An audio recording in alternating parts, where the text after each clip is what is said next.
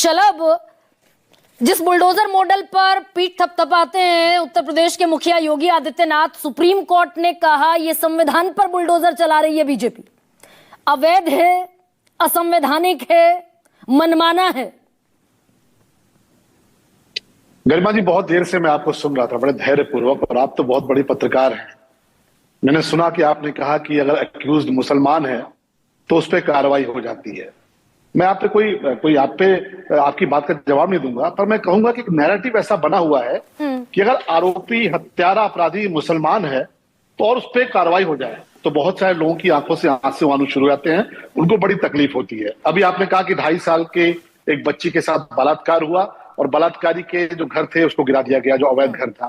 तो कुछ लोगों को तकलीफ होती है। अगर आरोपी मुसलमान है, गुनाहगार मुसलमान है, उस पर बुलडोजर चला, 2.5 साल की बच्ची के साथ बलात्कार करता है और उसके बाद भी कुछ लोग उसके साथ खड़े होते हैं, तो आप जरा समझिए कि ये किस प्रकार की मानसिकता है, किस प्रकार की विचारधारा है। नहीं, ये शायद आरोपी के साथ खड़े होने की मानसिकता नहीं है, ये रूल ऑफ लॉ के साथ खड़े होने की मानसिकता है। नहीं, मैंने कहा ना कि आपने कहा, आप ही ने कहा कि आरोपी अगर मुसलमान है तो उस पर बुलडोजर चल जाता है। ये आप अपना सोच रही है, आपका सोचने का नजरिया हो सकता है। हमारा नजरिया ये है कि 2.5 साल की मासूम बच्ची के साथ बलात्कार करता है और आरोपी अगर मुसलमान है तो बहुत सारे लोगों की आंखों से आंसू आने शुरू हो जाते हैं कि साहब उसके यहाँ बुलडोजर क्यों चल गया। नहीं, तो आप अगर इसे जस्टिफाई कर रहे हैं शलभ, तो सुप्रीम कोर्ट ने ही आपको ताकीद की कि आरोपी तो छोड़ दीजिए, बलात्कार का हो, मर्डर का हो, अवैध अतिक्रमण का हो, आरोपी तो छोड़ दीजिए। अगर वो बाकायदा कोर्ट ऑफ लॉ की तरफ से दोषी भी है तो भी बुलडोजर नहीं चला सकते आप, असंवैधानिक है, अनकॉन्स्टिट्यूशनल है। अब जितना मैंने पढ़ा, जितना आपने बताया, जितना हम लोगों ने सुना कि ऑनरेबल सुप्रीम कोर्ट ने बुलडोजर एक्शन पर रोक तो नहीं लगाई है, पूरी की पूरी प्रक्रिया बताई है कि भाई नोटिस दो, ऐसे करो, वैसे करो। और गरिमा जी बहुत स्पष्ट है, देखिए सुप्रीम कोर्ट का बहुत हम सब सम्मान करते हैं, उनके आदेश आते रहते हैं, हाई कोर्ट के आदेश आते रहते हैं, ऑब्जर्वेशन आता रहता है। कई बार ऑब्जर्वेशन और ऑर्डर में लोग, बहुत सारे लोग उलझ के रह जाते हैं। लेकिन मैं एक बार पुनः आपसे कह रहा हूं कि जो उत्तर प्रदेश में गुनाह करने का प्रयास करेगा, अवैध संपत्ति बनाने का प्रयास करेगा, ये कार्रवाई होती रहेगी, ये कार्रवाई चलती रहेगी। मुख्तार अंसारी हो, सुप्रीम कोर्ट कहता रहेगा, मुकीम काला हो। हाँ शलभ, ये इस टिप्पणी पर जरा छोटा सा जवाब दीजिए। सुप्रीम कोर्ट ने कहा कि उत्तर प्रदेश का बुलडोजर मॉडल अवैध है, असंवैधानिक है, संविधान पर बुलडोजर चलाने जैसा है, मनमाना है। ये तो सुप्रीम कोर्ट मैंने कहा ना आपसे कि जो ऑनरेबल कोर्ट का ऑर्डर आया है उस ऑर्डर का बहुत सम्मान है। ऑर्डर, उसमें 10 लाख रुपए का कॉम्पनसेशन देने की बात भी कही गई है। लेकिन मैं आपको फिर कह रहा हूं कि उत्तर प्रदेश ही नहीं, अभी आपने बहुत सारे राज्यों के नाम लिए और आपने कहा भाजपा शासित प्रदेशों में हो रहा है। पंजाब भाजपा शासित प्रदेश है क्या गरिमा जी? पंजाब में तो भारतीय जनता पार्टी की सरकार नहीं है। फिर गरिमा जी क्यों पंजाब का नाम भूल जाती है? गहलोत जी की सरकार जब कांग्रेस में थी राजस्थान के भीतर, और वहां पर बलात्कार हुआ था, और बलात्कार के बाद उन्होंने बुलडोजर एक्शन किया कि नहीं साहब हम भी बुलडोजर चलाएंगे। तो भारतीय जनता पार्टी की सरकार तो नहीं थी। देखिए बहुत नहीं, वो बैठी है, मेरे साथ नाहिद भी है और मेरे साथ महिमा भी है। मैं सवाल ना पूछूं शलभ मणि त्रिपाठी, सुनिए ना शलभ जी, मैं सवाल अगर ना पूछूं तो आप अगली दफा इस डिबेट को खारिज कर दीजिए मेरी। लेकिन मैं जो आपसे सवाल पूछ रही हूं, भाई सुप्रीम कोर्ट अगर कहेगा आप असंवैधानिक काम कर रहे हैं और फिर भी शलभ मणि त्रिपाठी कहेंगे कि बुलडोजर तो चलता रहेगा।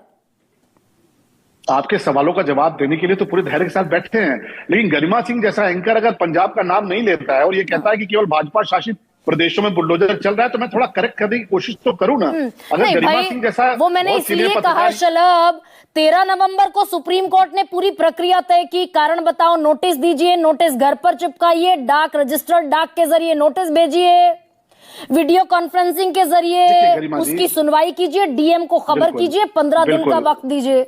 आरोपी है इसलिए बुलडोजर नहीं चलेगा। और आप धड़ाधड़ 24 मार्च को अंबेडकर नगर में चला दिया, महाराष्ट्र में फहीम खान के घर पर बुलडोजर चला दिया, कोर्ट को रोकना पड़ा। नहीं ठीक है, जहां बुलडोजर चलना चाहिए वहां बुलडोजर चलेगा गरिमा जी। बुलडोजर कुछ लोगों पे, ये बुलडोजर उत्तर प्रदेश का जो आप कह रही हैं कि पीठ थपथपा रहे हैं योगी जी, तो योगी जी पीठ नहीं थपथपा रहे हैं। पंजाब, राजस्थान, बहुत सारी कांग्रेस शासित प्रदेश है, उन्होंने भी इस मॉडल को अडॉप्ट किया। और देखिए आप तो महिला हैं, कोर्ट से तो फैसले होते हैं। तेलंगाना के भीतर एक डॉक्टर के साथ किस प्रकार की बेरहमी हुई उनके साथ बलात्कार किया गया, उनकी हत्या की गई, उनको जिंदा जला दिया गया। उसके बाद जिन पुलिस वालों ने बलात्कारियों का एनकाउंटर किया, जो एनकाउंटर में मारे गए बलात्कारी, बाद में ऑनरेबल सुप्रीम कोर्ट ने उन पुलिस वालों के खिलाफ मुकदमा दर्ज कर दिया। तो ठीक है, सुप्रीम कोर्ट का आदेश है, सुप्रीम कोर्ट का आदेश सर्वोपरि है, लेकिन जरा मुझे बताइए ना कि 2.5 साल की बच्ची के साथ जो बलात्कार कर रहा है और अवैध संपत्ति पर कब्जा किए बैठा है, उस पर बुलडोजर क्यों नहीं चलेगा? नहीं तो आप जस्टिस ऑन द स्पॉट, नहीं शलभ, इस देश में रूल ऑफ लॉ चलेगा या फिर जस्टिस ऑन द स्पॉट चलेगा, भीड़तंत्र चलेगा? भाई अगर आरोप लग गया किसी पर कि उसने बलात्कार किया 2.5 साल की बच्ची का, तो सरकार तय करेगी या कोर्ट तय करेगा? सरकार ही तय करती है, सरकार ही ढूंढती है, पैमाइश कराती है। अतीक अहमद, मुख्तार अंसारी, मुकीम काला की 1500 करोड़ रुपए की संपत्ति पर बुलडोजर चला, 1500 करोड़ रुपए की संपत्ति पर। आप एक मामला पकड़ के आई है ना, बाकी 1400 करोड़ का क्या हुआ, 1490 करोड़ का क्या हुआ? हाँ, तो सुप्रीम कोर्ट ने ये भी कहा कि गलत चला है। अरे सुनिए ना शलभ भाई, मैं तो अपनी तरफ से कुछ भी नहीं कह पाने की स्थिति में हूं।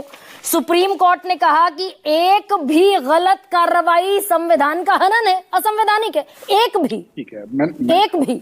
मैंने कहा ना कि ऑनरेबल सुप्रीम कोर्ट का बहुत सम्मान है, लेकिन उत्तर प्रदेश की सरकार ने 1500 करोड़ रुपए की संपत्ति पर बुलडोजर चलाया है और गरीबों को मकान दिए हैं। अतीक अहमद ने जो इलीगल प्रॉपर्टी कब्जा की थी, उस पर बुलडोज करके गरीबों को मकान दिया, वकीलों को मकान दिया। मुख्तार अंसारी ने जो अवैध संपत्ति इकट्ठा की थी, उसको बुलडोजर पे उसको समतल करके गरीबों को मकान दिया। तो ऑनरेबल सुप्रीम कोर्ट ने कुछ नहीं कहा, हाईकोर्ट ने कुछ नहीं कहा। इसीलिए तो मैं कह रही हूँ भाई, पीठ इसीलिए कह रही हूँ, पीठ थपथपाते हैं आप। बोल लेने दीजिए प्लीज, एक सेकंड शलभ, हम नहीं थपथपाते, लोग थपथपाते। 10 जून 2022 को, बल्कि 26 जून का पहले सुनिए आप, क्योंकि 2024 का मसला है। 26 जून 2024 को विवाहिता के अपहरण की कोशिश हुई, आरोप लगा एक मुसलमान व्यक्ति पर। 26 जून को आरोप लगा, 28 जून को आरोपी के घर को बुलडोजर से गिरा दिया। 28 जून, दो दिन बाद कहां गया वो रूल ऑफ लॉ? 15 दिन का और 15 दिन का नोटिस। आप सरकारी संपत्ति पर कब्जा करेंगे तो प्रशासन को इस बात का अधिकार होता है कि वो 24 घंटे के अंदर गिरा दे। क्यों नहीं गिरेगा? बिल्कुल नहीं गिरा सकते। सुप्रीम कोर्ट ने कहा 15 दिन का नोटिस देना पड़ेगा।